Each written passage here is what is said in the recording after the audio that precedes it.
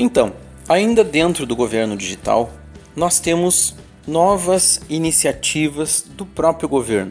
Que iniciativas são essas? O governo concebeu um grande projeto nacional para todo o povo brasileiro chamado PEN, Processo Eletrônico Nacional. O que é o PEN? É uma união de processo eletrônico com SEI, que é um sistema elaborado pelo governo. Então, o PEN, mas o SEI é o PENSEI, que é um barramento, uma solução, algo grande, que permitirá a tramitação de processos entre os órgãos que utilizam o sistema SEI. Ou seja, o barramento do Processo Eletrônico Nacional vai permitir o trâmite de processos livremente entre todos os órgãos do governo de forma transparente, de forma dinâmica. Eu vou poder enviar um documento de uma universidade direto para o INSS ou direto para a Receita, para a Polícia Federal, de uma forma muito mais simples do que se eu tivesse que protocolar e enviar pela minha própria unidade.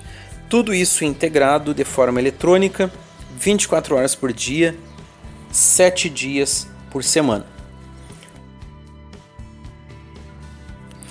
Bem, agora nós já sabemos que o governo federal tem uma solução, tem uma proposta que basicamente envolve a tramitação de processos entre os órgãos através de um sistema especial, um software especial e um processo nacional que é o Processo Eletrônico Nacional.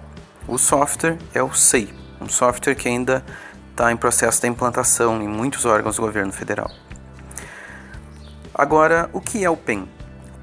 O Processo Eletrônico Nacional é uma iniciativa conjunta de vários órgãos e entidades de diversas esferas da administração, planejamento, educação, controles como a própria Receita e Polícia Federal participam do PEN, para a construção de uma infraestrutura pública do processo administrativo eletrônico. Ou seja, em outras palavras, o PEN é uma mega estrutura de interligação de todos os órgãos públicos no Brasil. Quais são os objetivos dessa interligação? Oferecer uma solução de processo eletrônico, nada de papel, não queremos mais papel. É uma solução que pode ser utilizada por qualquer ente federativo, órgão, entidade pública, independente da área de atuação específica, ou seja, pode ser usado numa universidade? Pode. Pode ser usado pela Receita Federal? Pode. Pode ser usado pela CGU, a Controladoria Geral da União? Pode. Pode ser usado por um município? Pode. Pode ser usado pelo INSS? Enfim, qualquer órgão da administração pública no Brasil pode ter acesso. Inclusive os órgãos militares podem ter acesso ao PEN. E o final permite a tramitação totalmente eletrônica de processos entre esses órgãos, ou seja, não vai mais haver necessidade de enviar papéis para cá, papéis para lá. Esse é o objetivo do PEN. Quais são as vantagens de acordo com o governo federal? Agilidade, as coisas funcionarão mais rapidamente. A produtividade, estima-se que vai haver um ganho com redução de custos, vai haver uma efetividade maior, né? Naquele instante em que o momento for tramitado, ele já pode ser recebido no órgão do outro lado. A satisfação do público usuário, que vai se sentir melhor atendido através desse processo, já que o tempo de resposta é infinitamente menor do que levar um papel daqui para lá. E a redução de custos de impressão, de algum extravio, de arquivos, já que os arquivos todos vão ser em formato digital. Então o PEN foi pensado com esses objetivos. Além do PEN, nós temos o SEI. O que é o SEI? O SEI é o software, é o Sistema Eletrônico de Informações, é um software que foi desenvolvido por um tribunal, o Tribunal Regional Federal da 4ª Região, que é uma plataforma que engloba uma série de funcionalidades que permitem esse trâmite. Ou seja, para quem quiser, ou para quando tiver que implantar o SEI, já que ele é obrigatório, está se tornando obrigatório para todo o governo federal, eu tenho que implantar esse software e tenho que conhecer ele.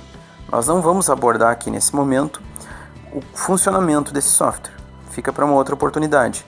Mas o objetivo é saber que existe um software apropriado para mim colocar dentro da minha organização, dentro da minha instituição, e é através desse software, o SEI, Sistema Eletrônico de Informações, que eu vou enviar e receber documentos de outros órgãos do governo federal.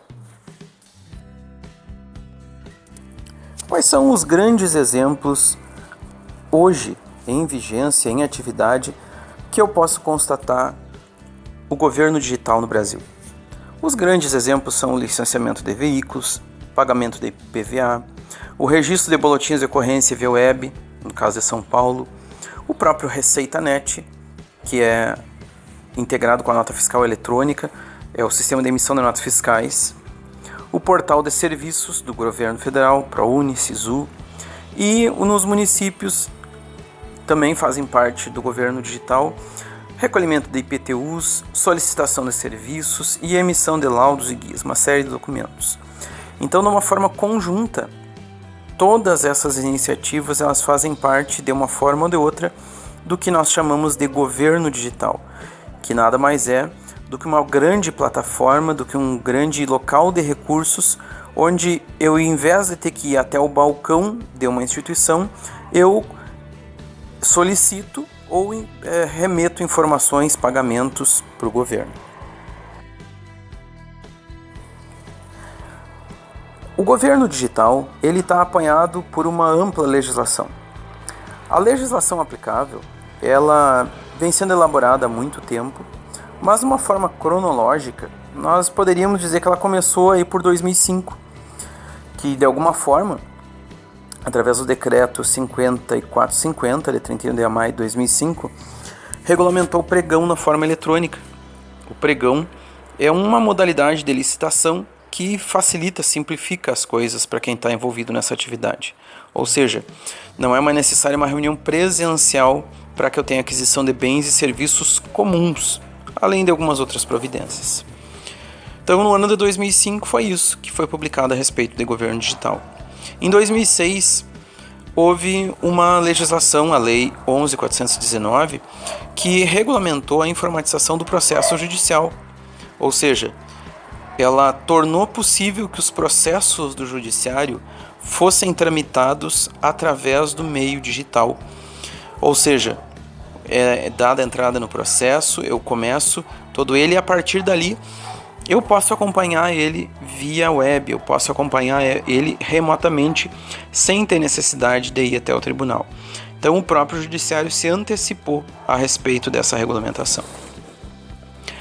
Em 2012, nós tivemos a Lei 7724. O que essa lei organizou? Ela regulamentou o acesso a informações, ou seja, ela começou a prever quais as informações podem, quais não podem, o que deve e o que é obrigatório para ser liberado para o público de uma forma geral. Observem que em 2005 tivemos uma única lei, 2006 uma única lei, 2012 uma única lei. Em 2015, nós tivemos mais uma nova lei, que é aquela que regulamenta o uso do meio eletrônico para a realização do processo administrativo, ou seja, essa aqui já é aplicável aos órgãos do executivo, por exemplo. O que ela faz? Ela organiza, ela determina, ela esclarece como que deve ser o processo administrativo eletrônico, de forma que todos os órgãos públicos federais deem prioridade para a tramitação em meio eletrônico, ao invés de meio em papel.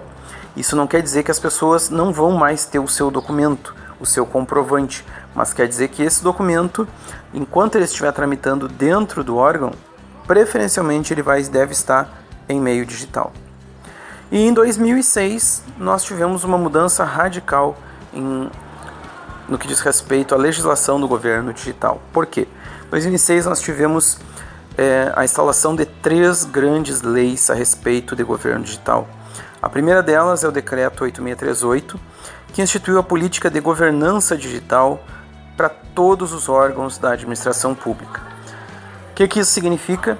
Significa que o governo começou a instalar uma metodologia de avaliação, de participação popular e de avaliação de como a sociedade gostaria que esse governo acontecesse.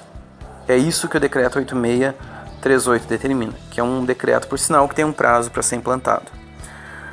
Também tivemos o decreto 8777, que institui a política de dados abertos no Poder Executivo Federal.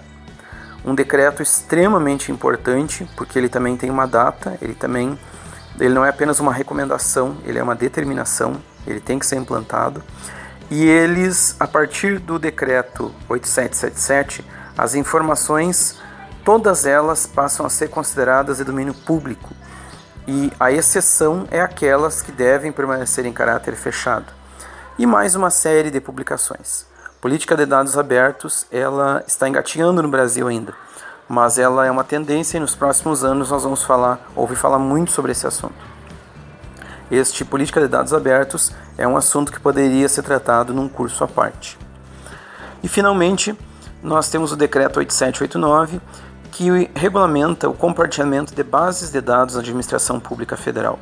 Basicamente, é um decreto que incentiva o compartilhamento de informações. Por exemplo, se uma pessoa já tem o seu CPF cadastrado na Receita Federal, faz sentido eu consultar a base da Receita para avaliar se aquele CPF é válido.